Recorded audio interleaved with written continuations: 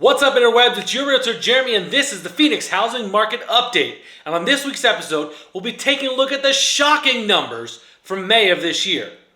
We're going to take a little more macro look at inventory and then dig in a little deeper into the numbers each week.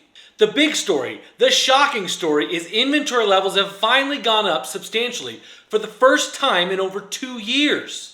Over the course of about 3 weeks in May, we saw an increase in our housing inventory of about 45%. The biggest factor causing this increase is simply new inventory. Here is the chart for the Maricopa County. You'll see sold listings continue to decline a little bit, while new listings increased. Looking at the chart for the Southeast Valley, which includes Chandler, Gilbert, and Queen Creek, we see less of a drop in sold listings, but a big spike in new listings. A bunch of new listings is a little more in line with normal seasonal trends. And looking at Phoenix, we see the same trends as Maricopa County as a whole. I know many buyers got fatigued by the frenzy and pulled out of the market to wait for it to cool off. I don't think it's cooled enough for them to jump back in, but we are definitely headed that way.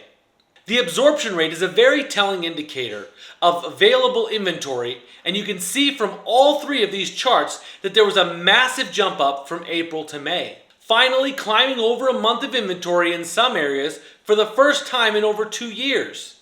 Now, remember, a balanced market is an absorption rate between 3 and 5 months. That just means prices stabilize, they don't go up or down. We need literally 300% more inventory to crack the bottom end of a balanced market. For prices to decrease, we'd need over 5 times more homes. And you think that with more inventory, the days on market would increase. Well, it hasn't. At least not yet. These data points tend to lag the most. We will more than likely see an uptick in the next month. Do you appreciate the info I'm sharing in these real estate educational type videos or my adventure vlogs? Do me a favor and click the like button and hit subscribe so you never miss a new video. Thank you so much. I really appreciate it. Finally, looking at the active listings in Maricopa County, we had 8,927, up 45.2% from last year's 6,146. In the Southeast Valley, we saw a 78% increase from 735 to 1,310. And Phoenix, an increase of 27.2%. Though it looks like we're finding ourselves in more normal seasonal trends, it cannot be denied that the rising interest rates have tempered some demand. And it is likely that some sellers were trying to time the market and may have missed their best opportunity.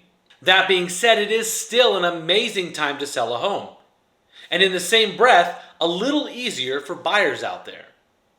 We have a long road ahead of us, and no real signs appreciation of real estate is going to stop.